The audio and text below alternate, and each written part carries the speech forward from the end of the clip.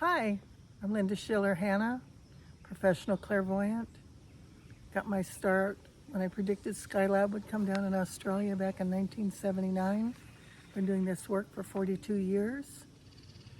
Was professionally trained. I'm listed as one of the clairvoyants with the ARE, Edgar Cayce's Association of Research and Enlightenment. I am being guided to create this channel, the title of which will be Follow Spirit Without Question. I'm going to be sharing feelings, predictions, thoughts, awareness that come to me, that continue to come to me, and I'm being told it's time to go more public. Where we are now, I've been given a vision of the Bible. I've been given a vision of the difference between the Old and the New Testaments. Okay? This is an analogy, but it makes sense to me. So Malachi is the last page of the Old Testament. Matthew is the beginning of the New Testament. There we are. Where we are now is in this crease in the Bible between the Old and the New Testament. This is in terms of consciousness. This is in terms of our life on earth. We're in that crease because it's not clear yet where we're going. We've come out of a hard time. We're moving into a good time. But right now we're in the crease. And there's a lot of confusion. The time I'm documenting this or writing this down, sharing this with you, it's July 3rd, 2022. If you're seeing this a few years down the road, it's possible that you're not going to remember what's going on right now. But just about 10 days ago, Roe versus Wade was overturned, so the rights to abortion for American women was lost. We just swore in a new black Supreme Court justice, a female. We are still in the hopefully last stages of the pandemic.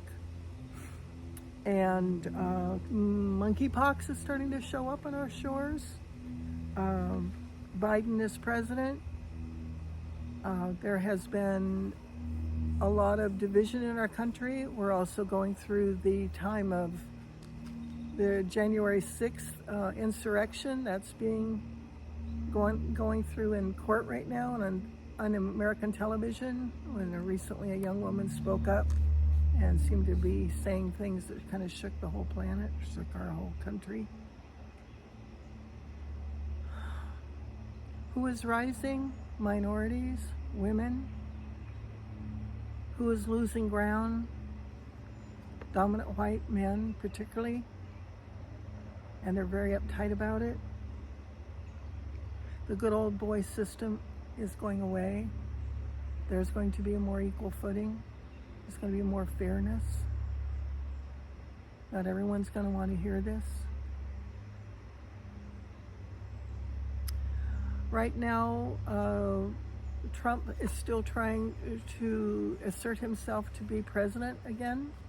Right now, Joe Biden is on the fence about whether he'd run again because of his age and health. There has been a new list of people coming out saying they're interested in being president. My inner voice tells me none of the people on these lists that are currently in view will be our next president. I feel like there will be a newcomer that comes out of the unknown at this point, similar to how Obama rose quickly in a couple elections ago. Now, there's also been talk of earth changes. We know that there's global warming, but there's something even more serious afoot, and that's what I want to share with you too today. I'm going to refer you to another YouTube video. It's put out by Neal, deGrasse Tyson, Adventures of an Urban Astrophysicist. It was published on December 12th, 2008. And the significant part of that message begins at 1 hour, 12 minutes, 5 seconds. Someone in the audience asked about an asteroid that's heading towards the Earth. And Neal deGrasse Tyson outlines for several minutes what is aimed at our planet and the dates that it'll actually arrive. The first time around will be Friday the 13th, April 13th, 2029. The second time around, which is the more serious time, will be April 13th, also a Friday, 2029. So it's about 14 years away as the time I'm writing this, sharing this with you. The details of what deGrasse says will happen are absolutely spot on, overlapping what the Edgar Cayce readings said about California falling in the ocean, Japan going underwater. All the predictions of Edgar Cayce are already in place. And Edgar Cayce is America's greatest psychic. Their Association of Research and Enlightenment in Virginia Beach. You can go edgarcayce.org. You can become a member, and you can get the circulating file on Earth Changes. Sign up to be a member, and you can get that information with more details. But all of the predictions that deGrasse Tyson have made completely line up exactly with the Cayce predictions of a time in the future when major Earth changes will occur. Now, deGrasse Tyson laughs it off, says, oh, we're going to send up the astrophysicists, engineers are going to find a way to stop this. Cayce's reading did not mention a way to stop this. I don't want to be an alarmist, but I want to share with you two disparate points of view that are meeting in the middle exactly. And I feel that I would be remiss not to let you know how I've seen these two pieces come together. Now, I have quite a bit of experience as a clairvoyant. I've read thousands and thousands of people. I've had many accurate hits. My first big hit was of Skylab coming down in Perth, Australia. Skylab was one of our first space exploring pieces of hardware. It was 2 tons, and it came down in the summer of I got this 79, and I published it. I published my prediction in the Perth Australian newspaper, and it landed within several hundred miles of Perth, almost identical to the place I said it would come. The documentation for that is on my website. The news article, the letter are all on my website at lightworker22.com if you want to check it out. I got a letter from the editor about how accurate it was, within 200 miles. Pretty big deal in terms of space travel. Once I had the Skylab thing, which came through a dream, I got training, 9 months of training at Heart Song in California, and learned to turn it on and off, and I've been doing this ever since. So, what if this is true? What if this is really going to happen? What can we do to prepare? It's bigger than just moving out of California, although I wouldn't rule that out. I'm going to encourage you to learn to meditate and to learn to use your intuition. A simple way you can get started, Judith Pennington wrote this book, Your Psychic Soul. I'm on chapter 3, and it gives my 7 steps to psychic awareness, a do-it-yourself approach, and many other details in this book that can help you get started. I'm also a Reiki master, and I've been written about in this book too, intuitive Reiki for our times, telling about how I had a couple people come out of comas using Reiki, and that's in the last chapter of the book, Conversations with Reiki Masters. So you might want to get that too. Amy Rowland wrote it, Intuitive Reiki for Our Times.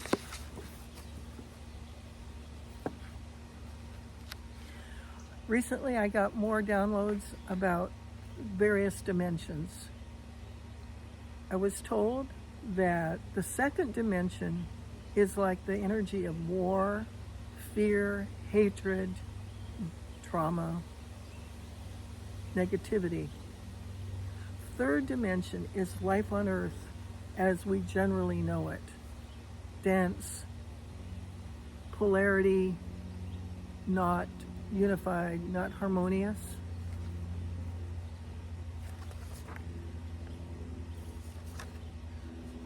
Fourth dimension is a state of higher consciousness.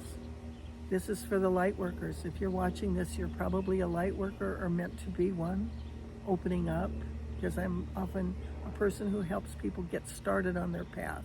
I'm a good can opener, helping people get going.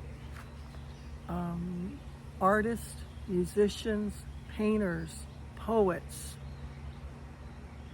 inventors, those who channel, bring through enlightened consciousness. Psalm of David, 23rd Psalm, biblical messages, books such as that written by Keith Davis, Spirituality for the Common Man. These various materials that are channeled, Mozart, all these kind of people are channeling their music. The Beatles. Paul said he woke up with the song in his mind, and he thought somebody else wrote it, and he finally figured out Let It Be was actually given to him in a dream. All of that is fourth dimensional information. It's one of the reasons that the Beatles' music resonates to so many people, because it came from a higher dimension of consciousness. Imagine There's No War. John Lennon did it too. The fifth dimension is the afterlife, the heavenly vibration. If you want to learn more about that dimension, read Journey of Soul and Destiny of Souls by Michael Newton. He did much research with hypnosis and took people back into life between life, where they were going to go back to a past life, but suddenly they got off on the plateau of the consciousness of heaven. And there's many, many case histories that are very fascinating, telling what happens in that other dimension. So I asked my spirit guides, my guides and angels, how can I move out of third dimension and more into fourth dimension? They suggested cutting back on video, cell phone use, movies, all this stuff where we spend so much time in front of a screen. Even listen to me now, not so good, not in this sense. More time in nature, more time outside with creatures, raw nature, the woods, the ocean, the desert. Be in places where you're physically renewed. We are spiritual beings having a physical experience, not physical beings having a spiritual experience. I was also encouraged to drop eating red meat, to avoid sugar, packaged and processed food, fast food. We all know that stuff's not good for us. No alcohol, no drugs, go nature.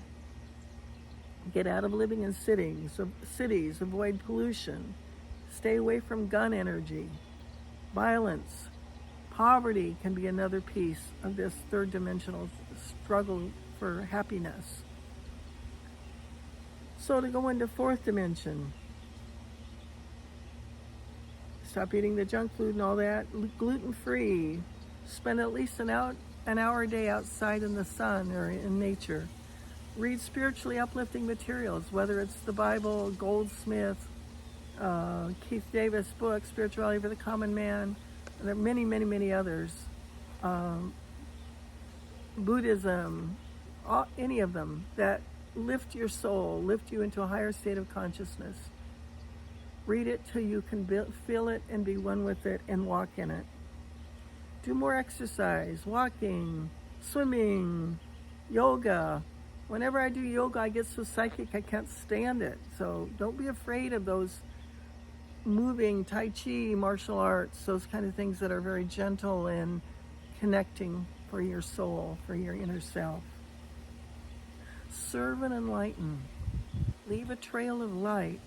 Volunteer. Consider a 12-step group that you might qualify for. 12-step groups are things like AA, Overeaters Anonymous, Adult Children of Alcoholics, Narcotics Anonymous. My spirit guides told me we can advance 3 or 4 lifetimes in one lifetime by working the 12 steps. They've said that about nothing else.